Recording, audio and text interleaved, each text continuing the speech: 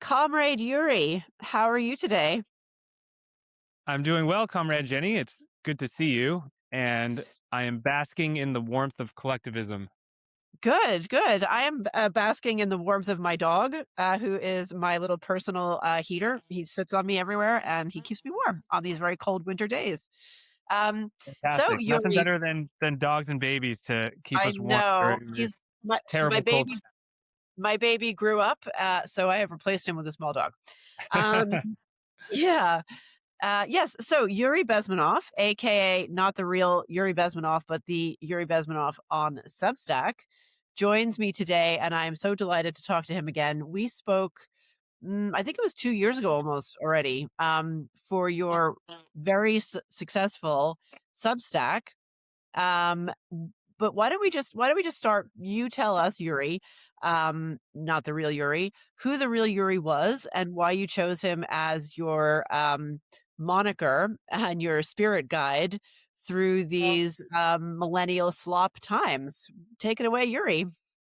Sure, great place to start. Well, the real Yuri Bezmenov is a legend. He was a Soviet KGB defector who came to the West back in the 70s. And he's most well known for an interview he gave in 1984, great year, warning us about this concept of ideological subversion.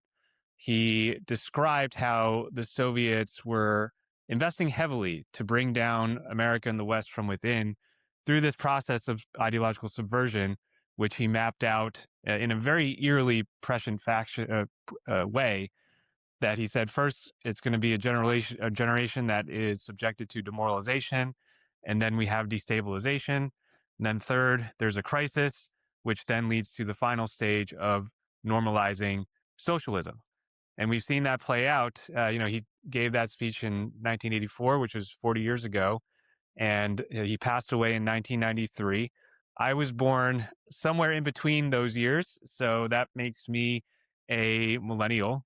And I'm also a person of color, but I have very much dissented from that stereotype. And my personal background comes from a family that escaped communism in China. There was a horrible period called the Cultural Revolution, which has a lot of parallels from what we're seeing today. My parents and grandparents were subjected to struggle sessions for not bowing to communism. And so I'm lucky to have grown up in America during its best time. A proud father as well. And everything I do with my Substack and other projects that I'm working on is geared towards trying to counter this cultural revolution that we're seeing in the West. Yeah, and that's exactly what you do, actually. What's the name of the Substack? It's how to subvert subversion. How to Subvert Subversion with Yuri Bezmenov. Um, and you do that primarily through mockery, skewering, sort of satirical posting, and memeing. Memeing is one of my favorite techniques, actually. I enjoy social media about 100% more because of the memes. I just think they're like the most brilliant way of communicating. They're actually incredibly deep, not to sound like a philosopher, but they're both very, very simple and very easy to understand, and also they communicate so much information, and that gives them a real depth. So you're a master. You're a master of the meme, but you're also very good on your own generation. Um, I mean, I like many people have always found millennials to be like a foreign species. Like there was such a difference in the way everyone before millennials was raised, and how millennials were raised. And, and of course I'm generalizing, not all millennials, blah, blah, blah, blah, blah. But that sort of characteristic millennial who's spoiled and myopic and entitled and never really grows up. You do a really excellent job of really just kind of like zeroing in on their folly. And actually, the Substack you put out earlier today, I think it was, is a really good example of that. And if you don't mind, I'm going to read one paragraph from it because I was so entertained by it. Um, Oh yeah, here it is. So this one was called, bear with me a moment. Yeah. Well, I'm a Oh, millennial, but I identify as Gen X like you. yeah. Yes. I'm very fond of that generation. I think the Zoomers are very promising as well, but we write Yes. about the things that we understand the most. And Right. that's why occasionally I will really go after the demoralized cohort of my generation, which is renowned around the world, right? American millennials are obnoxious to pretty much everyone out there. It doesn't matter your culture, your your country, your generation within America. It's definitely the most ridiculous demographic. So, Yeah. anyways, go ahead. Yes. Well, sorry, you're gonna have to help me on the pronunciation, and I want you to give me the full Chinese version because obviously now that's the thing where we all have to like ostentatiously overpronounce foreign words. But it was millennial baizu Yeah, kamikaze. it's yeah, millennial Baizua kamikaze. That's the piece that I put out today, which is really taken off. It's been a few hours, but I Yeah. think it struck a nerve. And Baizua is uh, the Chinese term for white left, and it refers to this white liberal attitude that makes no sense to anyone and is highly self-destructive. Right. And this is the second paragraph of that piece. Uh, it's very punchy. Renee Good and Alex Preddy were both 37 years old when they died. They put their bodies on the line for the Minneapolis Theater Kid communist insurrection. Waltz, Fry, Ellison, Omar, Blue Sky, and Signal group chats whipped them up with virtue signaling bukkake. Their final acts, kamikaze attacks against ICE officers who they believed are the Nazi Gestapo of Orange Hitler, or should I say Gestapo. They had a death wish to be martyrs for the woke jihad cult. Protecting illegals, fraudsters, and rapists was the only thing that gave their lives meaning. I mean, yeah, that really packs a punch, Yuri. I mean, I think these two people in particular, and I'm being completely genuine. I'm not trying to be smug or sarcastic in any way. I think the deaths of any human, especially human beings in their prime, I think it's tragic. It's dreadful. I wish it hadn't happened. But there's something about these two people and everything that they so obviously represent that has just really touched a nerve among, well, actually, people on the left are freaking out about it because they genuinely see them as martyrs. They genuinely see them as sort of French resistance, partisan, heroes who boldly lay down for in front of the, like you say, the American Gestapo, to help to save black and brown bodies. But the rest of us see them for what they are, like sad, completely deluded, really kind of dangerous ideologues. And again, didn't deserve to die. But also, it was clearly clearly death by misadventure, really. Um, it was definitely a thing, an element of FAFO, um, and this delusion that these people are living in, I mean, it's been going on for years now, never ceases to amaze me. So from the Yuri perspective, from the demoralization perspective, can you talk to me about that? Is that part of it? Yeah, absolutely. This is the most subverted generation, and Renee Good and Alex Preddy are emblems of that. That's what struck me when I saw what happened with them. There's been tons of takes about everything related to immigration, Minneapolis, etc. But I think the deeper core of it relates to this spiritual malaise that they and millions of people like them have been afflicted by. And going back to your comment about memes, yeah, I think in the age of short attention spans, memes are the perfect way to communicate, and they require a level of creativity and humor and just understanding what's going on in the world. And that's precisely why the left hates them, because they're more word cells. I love how eloquent you are. I think first when you when I found you on Substack a few years ago when you were just getting started, I thought that you really had a way of penetrating through the noise and having a great grasp of culture, especially since you used to live in America and New York like me, but now you're somewhere else. But you're seeing this ripple effect emanate from these blue zones of America, which spread like a virus, this mind virus all over the world and instantaneously now through social media and group chats, as well as uh, their control of the institutions, especially in education and media, that controls the flow of information and this narrative. So, going back to the piece and these two sad cases of millennials, they've been indoctrinated for their entire adult lives, which is now going on 20 plus years. And it's very predictable how these people turn out because I know plenty of people like them. I've grown up with them. I've gone to school with them. I've worked with them. And before millennials, 37 meant you were an established adult. You had a family, you had kids, you had a stable career, and you have the whole second half of your life to look forward to. And in this case, with millennials, they're not aging well. They've been agitated for so long, and it's come at the expense of their mental health, their physical health, spiritual health.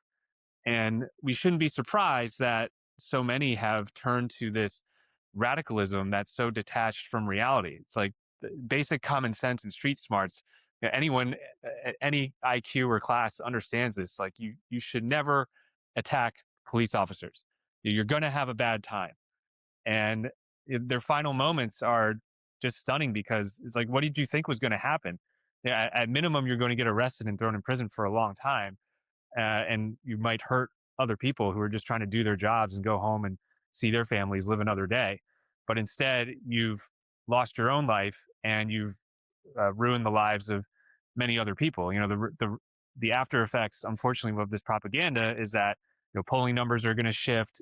We might get less deportations, and therefore there's going to be more murderers and rapists who are going to stay in America somehow, as well as the longer term shift in demographics and those implications. So they just really have not thought anything through, and they've been saturated with nonstop propaganda so that they cannot consider another viewpoint, even one such as just like stay home. Don't go out there in the freezing cold and attack ICE.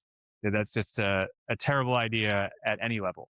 So there's many layers of demoralization here, but I felt like the broader message is that this group is not well. This millennial Baizua is really suffering, and we have to do what we can to counter that, as well as focus on the younger generations behind them because they may be more savable than these ones who are more or less set in their ways. Again, this is like a bizarre midlife crisis where I think they look at the first half of their lives and they realize how miserable things were. And so, like, what do you have to look forward to for the second half of your life? It's not a whole lot. Yeah. Yeah, I know. I mean, the the extent to which the millennial left and liberal left, it's all the same at this point. There are no liberals anymore. They're none left standing. Liberal left progressives, to the extent that they live in a fantasy land. I mean, maybe in other revolutionary times, like maybe in the run up to the French Revolution or the Soviet Revolution or the Chinese Revolution, there was a similar class that was very fervent but very detached from reality. And note also in those. Well, I don't know about the French Revolution actually, but certainly the Soviet one, as always, the vanguard, the true revolutionaries are the sort of disaffected, educated bourgeoisie, right? Not the working class. And it's been very funny to watch the social media reaction of, especially of men, black men, just with like zero sympathy for someone, especially Alex Preddy, who's, or Renee Good. I mean, the circumstances differ, but the paradigm is the same. Um, don't get up in the face of law enforcement. Do what law enforcement tells you to do. That is a simple rule that we all follow. So I don't know how ahistorical the millennial detachment from reality is, but I mean, countering it is a really interesting question. I mean, because essentially, I always get the feeling, and this is what demoralizes me somewhat, is that I'm fine with talking to people who agree with me. I don't feel the need to go out and proselytize and convert. Because I know that that's pointless. But what demoralizes me is when I see, or when I kind of remember that out there on the internet there is the libtard version of me saying almost exactly the same things I say, just as a mirror image, kind of in reverse. And then it melts your brain, because it used to be that we had the differences between the left and the right were differences of policy and of maybe philosophy. So we you could have an argument with someone. I used to be on the left, I used to be a liberal, I used to be an actual lefty, and you could have an argument over, very substantive things. Whereas now our arguments are like literally mirror images of each other, which is so weird. I feel like, it just feels like you're in some sort of fog state when you look at the other side's content. So I'm not trying to proselytize and win people over. What I'm trying to do is remoralize people who read me and who also feel cr- driven crazy by this bizarre reality that we're in. And I think that's what memes do. That's what your satire does. They're all very effective. I mean, do you know what? Honestly, I know this is going to sound super like I'm not trying to be glib, but you know what I really blame for this situation? The show Glee. Oh, yes, that is a theater kid favorite. The Yes, acapella and the just over-exaggerated performative type of behavior. Yeah.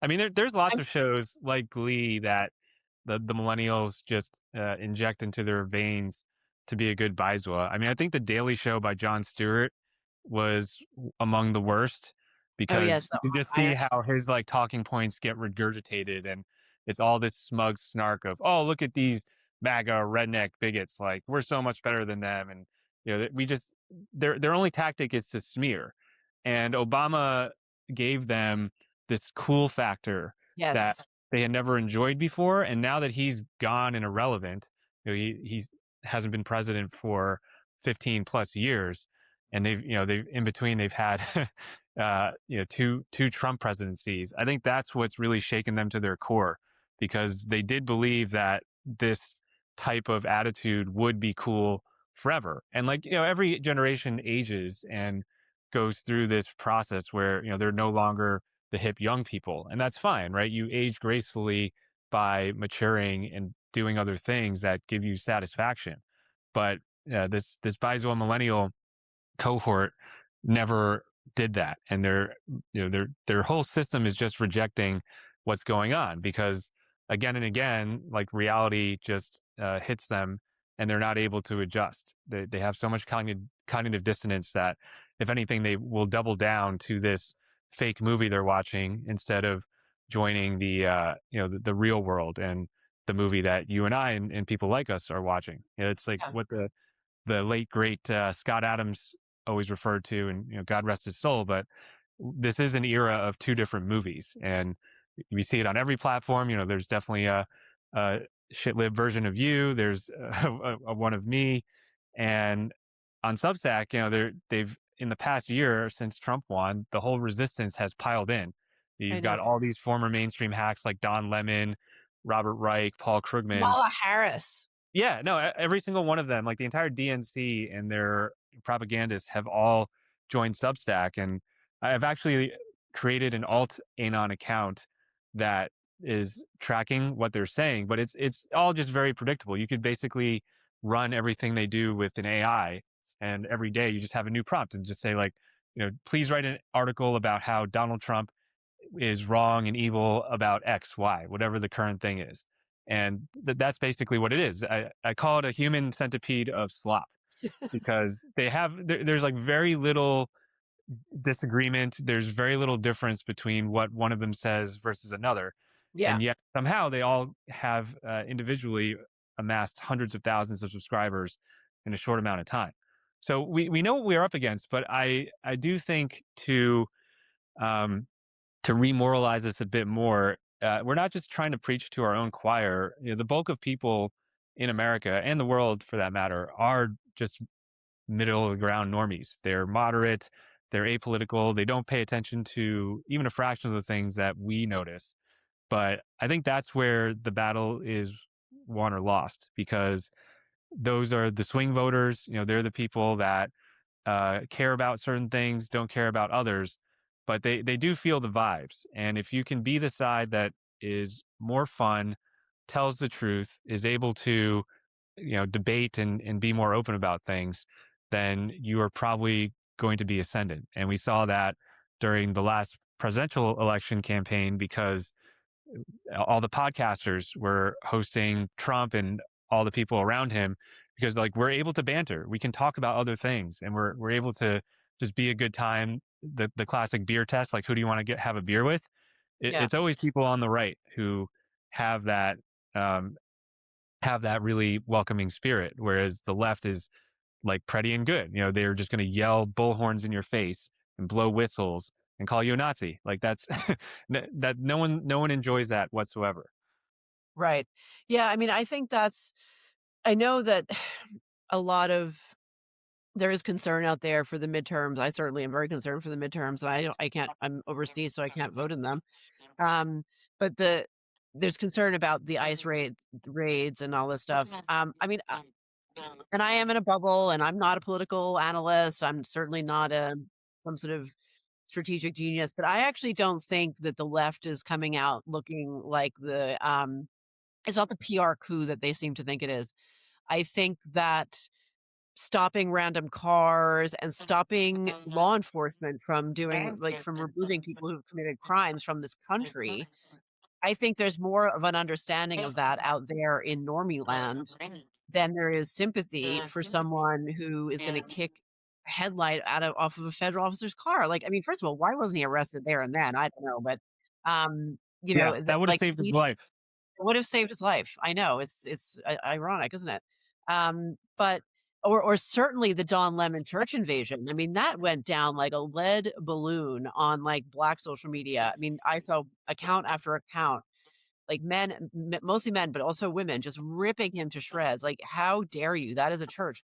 This is the other thing that the shitlibs, as you call them, like this millennials, boomers, Gen X, they've all forgotten that actually immigrants and Black people are really quite socially conservative because they're still in touch with reality, because, they are not the glee-addled, over theorized, sort of hothouse flower white kids, theater kids, not just white kids, but all the theater kids, all of those kids who were sort of, like, pushed through the grind and sort of given these aspirations of you're gonna one day work at the New Yorker or the Paris Review or this, that, or the other. You're gonna you're gonna work in a policy shop. Like, these kids are, like, they're mentally destroyed in the process. Like, I mean, is this what the Soviets did to their young? I feel like the Soviets were probably, quite a bit harsher. I don't know, maybe I'm wrong. Yeah, at least the Soviets had real solid education when it came to STEM, and if you they still to some degree took care of their own and valued competence. But you brought a good point. You brought up a good point about this. The minorities rebelling against the millennial bisos, because this has been going on for decades. This has not happened in a bubble where it's like one incident. They've been patronized to forever about like, oh, I'm going to tell you how you should feel about this. Your lived experience, we care so much, but the second you say, oh, maybe we shouldn't defund the police because that's going to lead to more crime in our neighborhood, then that's the schism. And you talk about like the ongoing insurrection in Minneapolis. Well, like there's so many innocent people that are caught in the crossfire of this who want nothing to do with this leftist agitation. Let's say you are a busy parent and you've got to go pick up your kid, and somebody's blockaded a road because they're trying to obstruct ICE. Well, you're stuck in that traffic too, and your life has been Yep. made worse. And this has been happening with protesters, the climate crazies who sit down in the middle of the road, or they deface art or artifacts like The Stonehenge. Palestinian protesters. Yeah, like the optics on that are terrible, and especially like these. It broke my heart to see the church that Don Lemon and his comrades raided, because you had families there just praying with their children, and the children were traumatized. They Yeah. were upset. They were crying. That's just insane that you would continue to use tactics like that. But they got the one or two that they really wanted to blow up. But we're still like 9 months from the midterms. There's a lot of time between now and then. There's a lot of things that can happen. But Yeah. overall, you just have to stay focused on the prize. And a big challenge for conservatives is to show up for any election where Trump isn't involved. That's clearly the main Yeah. issue. It's just reminding, like, hey, there are other elections. They do matter a lot, and you need to show up because we continue to face the challenges of the left's election machinery, where it's not just the standard pandering and whatnot. It's like, hey, you don't have to show ID. There's just Yeah. massive mail-in vote dumps. There, the Save Act is this massive fight where, like, Chuck Schumer called it Jim Crow because we just want to show ID to secure elections. That's insane. People see through that. It's a vast majority of Americans want just basic ID and other security for elections. They've seen how suspicious 2020 was, and the blue states continue to double down on disobeying federal law and making their elections as murky as possible. Even though they love to sing praises of Europe and other advanced democracies, but like all of those places have very strict voter ID laws, and they have paper ballots. They get the Yeah. counting done in a day. There's none of this like bizarre gamesmanship where you count for days and all of a sudden there's a little spike in the blue line and they won by a little bit, and Yeah. this little slight majority that they got in Virginia or wherever, they just use that as a license to go full communism. Like that Yeah. just can't stand. That can't work. But look, the one thing that they do understand is exercising power, and they use this propaganda and this nonstop repetition, trying to make martyrs of Pretty and Good, just like they did with George Floyd. And they try to use that, but I think it's a real test of how much their machine has eroded and how people like you, me, plenty of others have played a role in that, because in 2016 that was the huge shock to their system, and they did not learn the right lessons. In 2020 they got a bit of a reprieve, kind of a black swan event where you had COVID, you had George Floyd, and all of the And you changes had a lot around of election fraud. laws.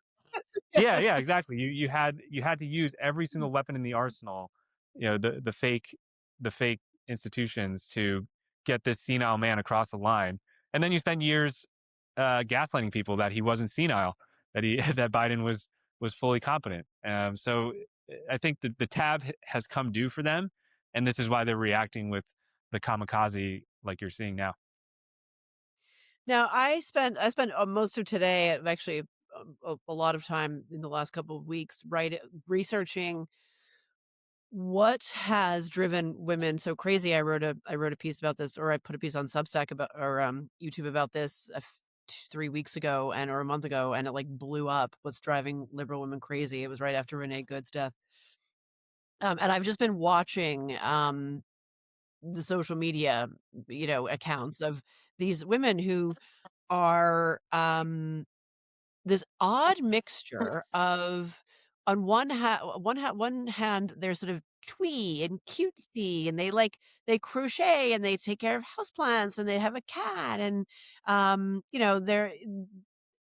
they have all of these sort of like hyper, not even hyper feminine, but hyper kind of cottage core aesthetic, but their actual beliefs are homicidal, if not genocide.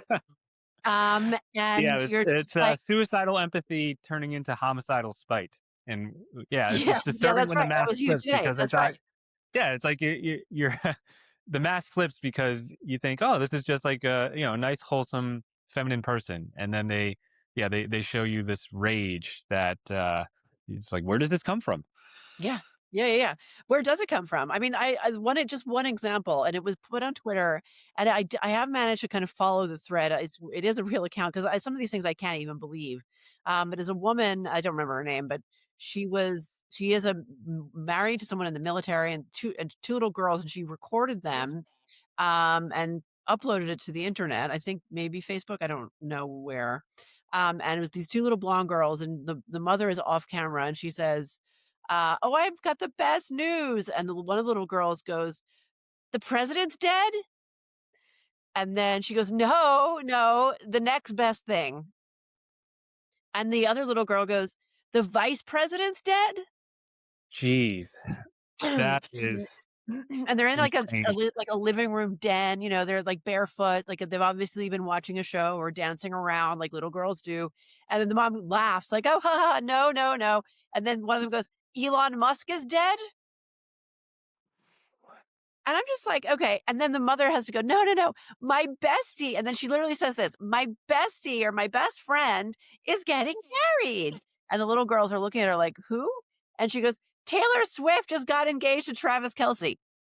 Oh, geez. So this woman who must be a millennial, right? Because she's too people my age are too old. We're too old to have kids that young. Yeah. Um, I mean, I guess she could be Gen Z. I don't know. But the point is, she has trained her children to like Pavlov's dog. Like has one of our political leaders been brutally murdered? Like that was where their brains went to first, day one, right? And then the mother's like, "No, my bestie is Taylor Swift." Like, "Bitch, your bestie is not Taylor Swift. You need to grow up. You need to grow the fuck up and try and deprogram these little girls that you have. Like, this is not fair to them. They shouldn't be like wishing for the death of like people who have children themselves. This is insane." So my question also, but you know what I just realized? Like I was just thinking about this before we got on. I was like, I live in Northern Ireland. Okay. There was an actual civil war here for 30 years, 3,000 people were killed, which for this population is a lot of people. And not one time. And this was neighbor on neighbor. I mean, it was horrible. It was a dirty, foul war, and it got nowhere. It helped. It didn't advance any political cause whatsoever. All those lives were tragically wasted. But even in the worst years of that time, the women. I mean, of course, some of the women were activists, and some of the women were involved in paramilitaries. There was always a number of women who would have been involved, and obviously they preferred their own side, right? They were loyal to their own side, whether that was Republican or loyalist. But I'm pretty confident in saying that no woman, like ordinary woman sitting in her little tiny house on a night in 1972 would have wanted her kids to wish death upon the prime minister. I just don't think that was the case. I really don't. So what happened? Like, what is going on with women, in your opinion, as a millennial? And secondary question, how did you escape? How did you escape the mind virus? Well, that's a hard question for me to mansplain about, and I'm curious to get Please your take mansplain. because that's why that's like one of the topics you cover that I enjoy is just like hearing about the radicalization of women from a woman who very much understands that world. But yeah, it's really tough to see the children of millennial bisos. Now, this is a very anti-natalist group, so the birth rates of this cohort are quite low. And we see it again with Preddy and Good because Preddy was 37. He didn't have a kid. I think there were rumors that he got divorced because his ex-wife thought that he was going down this dark path politically. Again, I not like fully verified, but that checks out. That would make sense to me, and I'm sure this happens a fair amount too, with marriages amongst leftist millennials Yeah. that dissolve. And Renee Good was also divorced. Her ex-husband tragically passed away. She had 3 kids with him, and 2 of them are living with his family, and one of them was living with her and her partner. So yeah, she now has a female partner who seemed to have played a role in radicalizing her. And I feel bad because these children, they're innocent kids, right? We're both parents, and they did nothing to deserve this, and they don't know any better because they view their parent and their teachers as their main authority figures. And Yeah. it does feel like the moms, like I think the husbands. I'll just speak to it from the male side of this equation. I think this is a failure in many ways of the husbands because they should not permit that type of behavior. You're turning your young children into red guards who, when they get older, are going to do some horrible things because of the beliefs that you have implanted in their heads. And like, conservatives have to play this or fight this uphill battle all the time because all of our educational institutions have been compromised. So, whether you're going to a public school or a private school, you always have to be on guard that teachers are going to inject this poison into your child's brains. But yeah, I think with these Instagram moms who are, crocheting in the streets, but becoming rebels on their Instagrams. It's really bizarre. And yeah, I think it just comes down to the differences between men and women, because women are more agreeable and they want to enforce the norms. And right now, thanks to several generations of ideological subversion, they believe the norm is to celebrate the death of Charlie Kirk, is Yeah. to cheer and get your kids excited about the prospect of Trump, Vance, Elon being assassinated just like Charlie. It's yeah, then and that's a really tough thing, because eventually these kids are going to grow up, and you have to find a way to deprogram them in a way, because they have this terrorist mindset that anyone who doesn't agree with me, anyone who mommy doesn't like, I wish death upon them. Yeah, I do think that the terrorist mindset, whilst it is there, I mean, it's like I said, it's paired not just I mean, the women are the ones doing the twee hobbies, like the crocheting and the houseplants, Yeah. but I mean, Well, they I call don't them the kafia Karens. Yeah, like yeah, they feel like Gaza is now their pet hobby. yes, And yeah, it's also a harsh reminder of like the civil wars. You live in Northern Ireland, which went through a really difficult period. And I was just doing the math in my head. You said 3,000 people died during that conflict, and there's roughly what 3 million people in that country. yeah, So you multiply that by 100 for America, and you realize, oh yeah, like that would be the equivalent of 300,000 people dying in an yeah. American civil war. I And actually think in, it's in our less. first civil war, there was like 600,000 soldiers, and probably a million because civilians suffered a lot, especially in the South during that period. But there was still not that level of vitriol. And I actually, like, I'm a Civil War buff, and I recently read a great book by S.C. Gwynn about Stonewall Jackson, the the famous and brilliant general in the Confederates, Yeah, who he died in the middle of the war, was killed by friendly fire from his own troops by accident. But many say that if he had managed to survive the war, then the South could have won, because he was just that incredible. And when he died, the North, right, which had tens of thousands of its sons die because of Stonewall Jackson and his army, they still like gave him so much respect. They said like he was fundamentally a Christian, an American, and he fought for a cause that we don't believe in, but like he was in the South, of course, revered almost to a a god hero type of level. But even in the North, they said like we hold no ill like animus towards him and his family and his soldiers. It's just like a very tragic event. And yeah, that would you contrast that with how people on the left think about anyone who disagrees with them about anything, and you realize, yeah, we're in this really sticky situation, because they dance on the grave of Charlie Kirk. They would do that for any of us. yeah, and actually, you know who I think is responsible for that, or what is responsible for that? I think that's it's a decline in healthy masculinity. I think when I think of, like, the healthy manly virtues, um, stoicism and, strength obviously being some of them, but also there's a certain dignity in, um, understanding your enemy. There's a certain sort of detachment and an ability to, not be all up in your feelings about it, that Yeah, I is think just there's an element of I think even worse than the female, the awful is the male Karen, the NPR guy. Like, that is probably of all the people, in this sorry parade, is the person I have the most disdain for. yeah, the white dudes for Harris, Ugh, the soy boys. I mean, that whole persona is so unappealing, and I can't think of any younger Gen Z people who look up to guys like that. Pete Buttigieg and Ezra Klein, etc. Like they have just a whole their whole demeanor and personalities are feminine, but just the way they talk, their affect is ugh, also the beyond worst. off-putting. And, it's like, Even the hi, ones hi, my name's Ezra Klein, and yeah.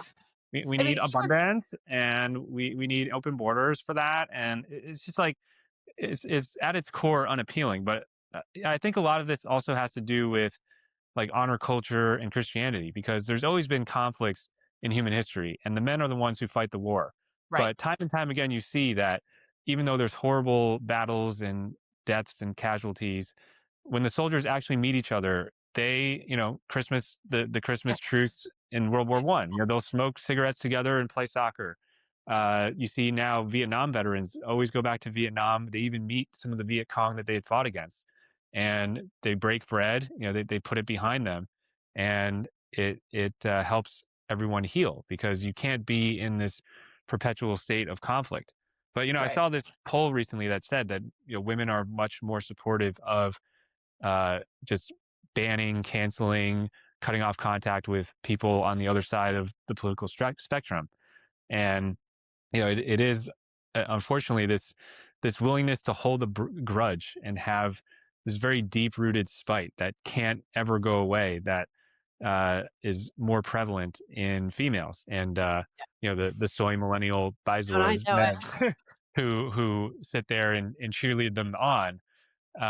So yeah, I mean, I think uh, everyone wants to put down arms and try to make progress together as a country, but you've got this small and vocal faction that is very predominant in these fields of education and media that continue to terrorize all of us, including the moderate, the normie.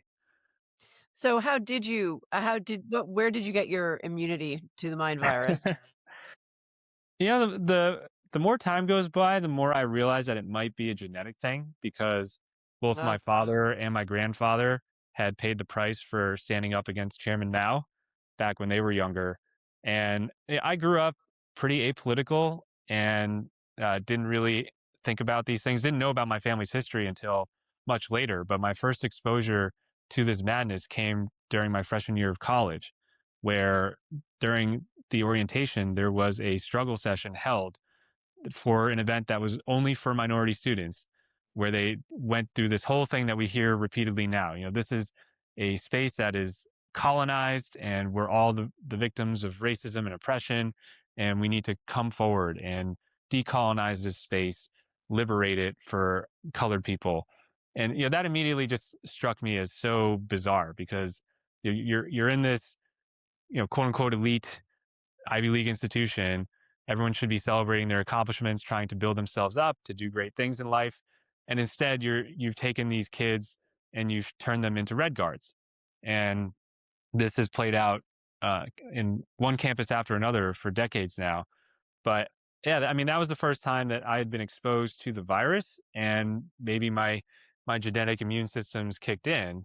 And I found, the longer I spent around these people, and the more I tried to engage in debate and present other opinions or facts, they just shut down. So that's why I think the NPC meme is so good, because yeah. they just can't go beyond a certain script.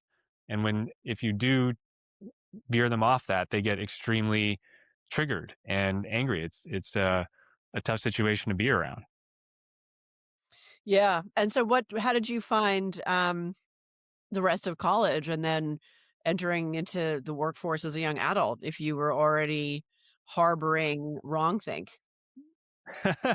Well, it certainly didn't get a whole lot better after college, because I chose to move to a big city. And you know New York very well. It was always a very original, iconoclastic place, but it also got astroturfed by this never-ending stream of transplants that turned it into the hub of the Zoran Intifada that it is today. And for And that, I blame uh, Sex and the City. yeah, But yeah, Sex in the City is probably one of my top five like most demoralizing shows, because yeah, it turned that generation into the never-ending brunch and mimosa girl boss type of persona. And this is the carnage that comes decades after that. A lot of them stay single, and they work for corporations that are not empowering them. They'll be replaced at the drop of a hat. And it's all about like, what do you do when that harsh reality hits you? Do you double down on the lies that you ate up for a long time, or do you try to find a yeah, better way forward? yeah. Yeah, I mean, I'm not even being facetious. Like, Sex and the City and Glee are genuinely, um, well, I suppose how we'll see how it plays out. But if it plays out in the wrong way, I will put I will put stake my position in the ground. They were responsible for the downfall of civilization. I mean, even when I was living there, and I remember the first time I watched Sex and the City, like the first time I watched The West Wing, the first time I saw an episode, I was like, hated them. I hated them both so Yeah. much. Like, what is this bullshit?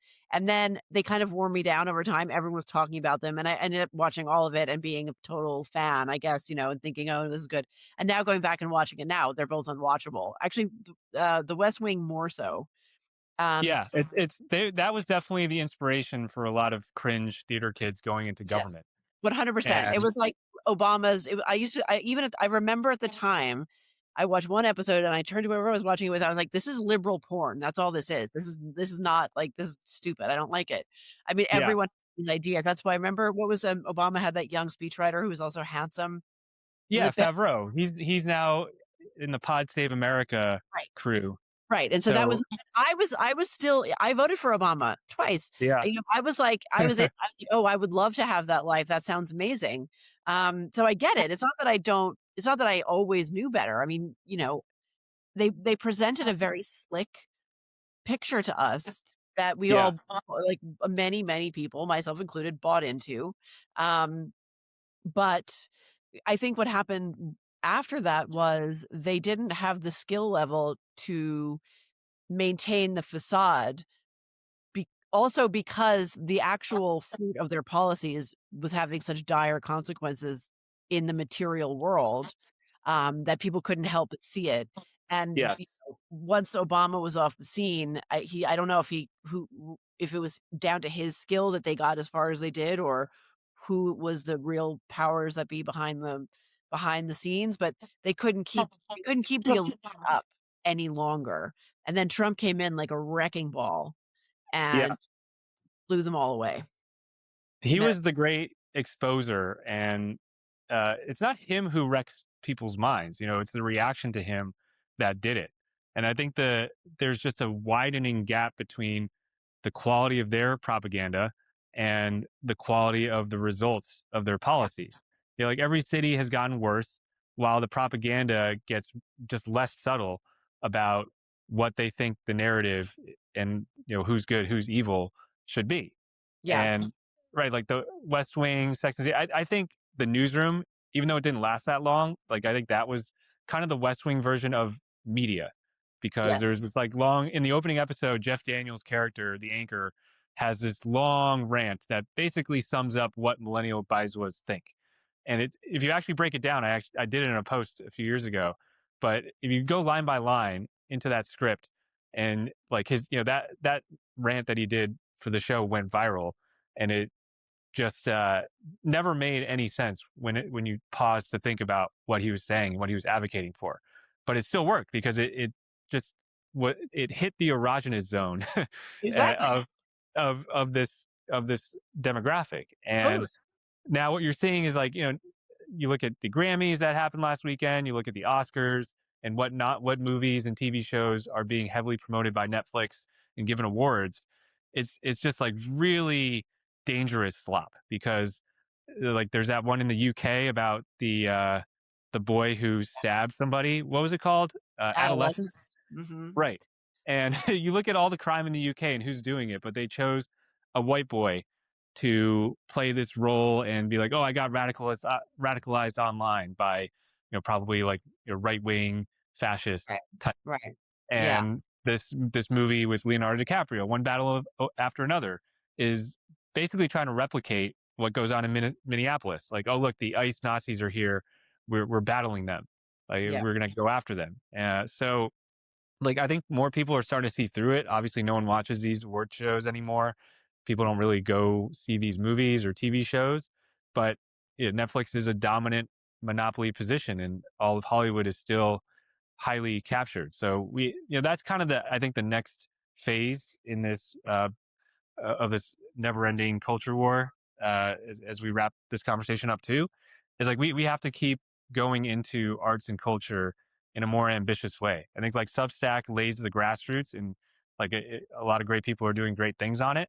But you do have to capture the hearts and minds of the normies at a broad scale. And Hollywood, movies, art, literature, that's Yeah, still the best way to do it. And those things are very hard to do. And they're they're very hard. also really hard to do well High if you're barriers to coming entry. at it from a conservative standpoint. So Yeah, they're absolutely. creating children's books and TV shows that have very wholesome and important life lessons. That's just one element of all the things we're trying to do. And I think the main part that's been lacking on the right is to have this patronage culture of our billionaires who can write these checks to make Yeah, sure that these big projects get off the ground and get distributed to the mass audience. So yeah. that's something that I'm very passionate about. I'll keep beating the drum on that. And the white pill is that good things are happening. I think people are Well, coming to that realization, and they're starting to put their money where their mouth is, because Elon did change world history by buying Twitter for $44 billion. And they're obviously he's like the most wealthy man in the world, and he found the one node that was most important. But there needs huh. to be thousands of these types of efforts for us to reverse this long march through the institutions by the communists. Well, there is, yeah, I completely agree, and there is one other, white pill, and I know you have to go, and it might be even related to this, but, have children. Have children. Have as many children as you can, and that's what you're doing, right? Yes, exactly. I'm very much a pro-natalist. Practicing what I preach, it's the best thing ever, because no matter what happens in the world around us, we still come home and have adorable children who love us and do incredible things that make us laugh, make us smile, and will continue to motivate us. So that's the one thing we have in the long term is it feels like this divergence in a way of the species. Like this millennial white biso is going to go extinct by the numbers. And I can't tell you how great it is to continue meeting people like you. But there's lots of people in our space who have tons of kids, and they're raising them the right way to be solid patriots that will carry our nation or civilization forward.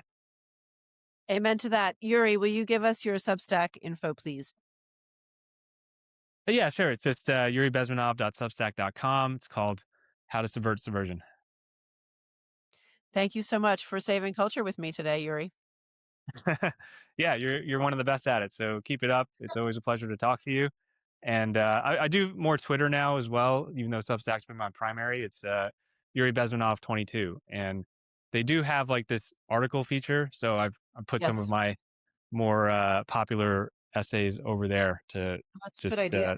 tap into that crowd. And I don't do YouTube because I'm an anon. I don't put my face out there, but I do love that you're on it. I think a lot of great podcasts are primarily based off of it, and of course you Yeah, have these brilliant investigative journalists like Nick Shirley who go yeah, around with a camera and totally change the course of our nation by exposing the rot and the I fraud for know. everyone to see. Incredible young men. Yeah. So Okay, video, words, audio, it all works. So we're continuing to build that momentum. let's do this again. Yeah, absolutely. Thanks for having me. Thank you.